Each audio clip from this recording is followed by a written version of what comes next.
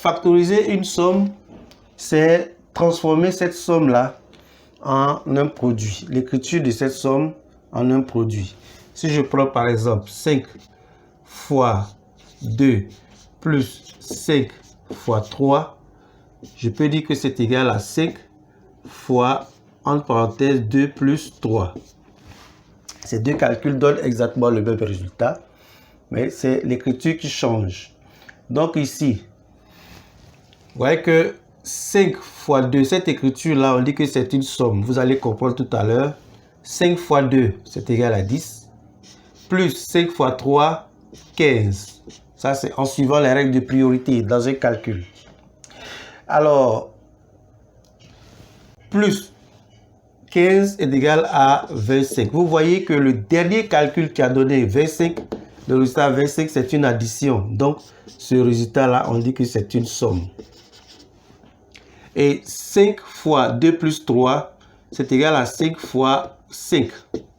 Et 5 fois 5, ça donne 25. Vous voyez que le dernier calcul qui donne le résultat 25, c'est une multiplication. Donc là, c'est un produit. Donc, transformer une somme en un produit, c'est factoriser la somme. Dans le cas général, si j'ai K facteur de A plus K fois B, c'est égal à K facteur de A plus B. C'est vu? Et on peut utiliser les égalités remarquables pour factoriser. À savoir, si j'ai l'écriture A au carré plus 2AB plus B au carré, je peux factoriser cette écriture-là en disant que c'est égal à A plus B le tout au carré. Aussi, A au carré moins 2AB plus B au carré, c'est égal à A moins B le tout au carré.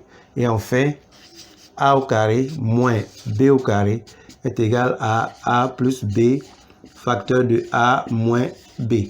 Donc, nous allons utiliser tous ces éléments-là pour factoriser cette expression. Alors, lorsque je regarde cette expression, apparemment, il n'y a pas de facteur commun. Il n'y a ni un facteur commun, ni une écriture qui ressemble directement à celle-là qu'on peut utiliser. Mais c'est à nous de mettre en évidence le facteur commun. Bon, à force d'habitude, n'est-ce pas? À force de traiter l'exercice, ça devient un réflexe, ça saute aux yeux. Lorsque je regarde cette expression, 4x au carré moins 1, je peux réécrire cette expression en disant que 4x au carré, c'est 2x le tout au carré moins 1 au carré.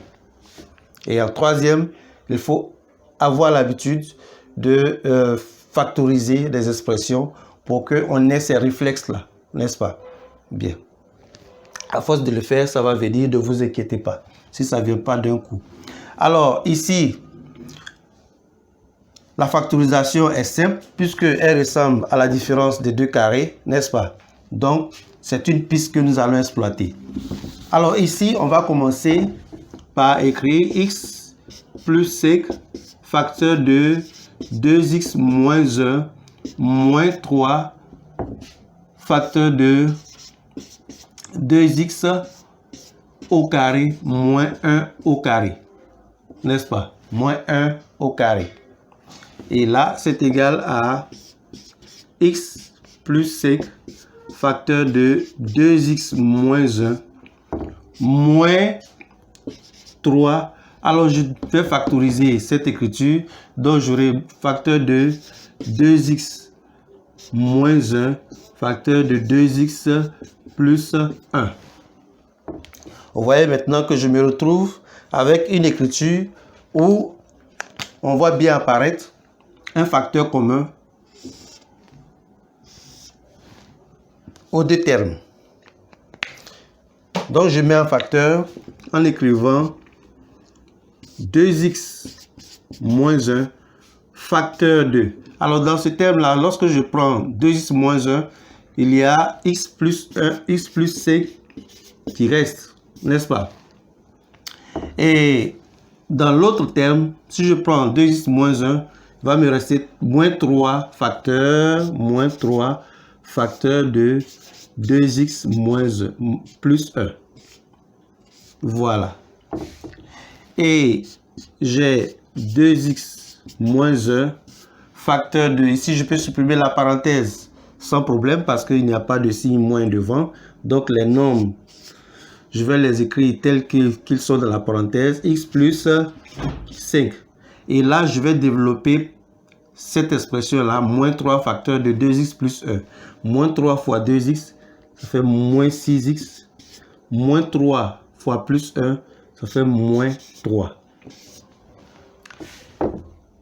Et j'ai 2x moins 1 facteur de... Je réduis ce qui se trouve dans la deuxième parenthèse. X moins 6x, c'est comme si j'ai 1x moins 6x. Ça va me donner moins 5x. Et plus 5 moins 3 plus 2. J'espère que ça vous a servi. Et nous nous verrons dans les prochaines vidéos pour d'autres exercices.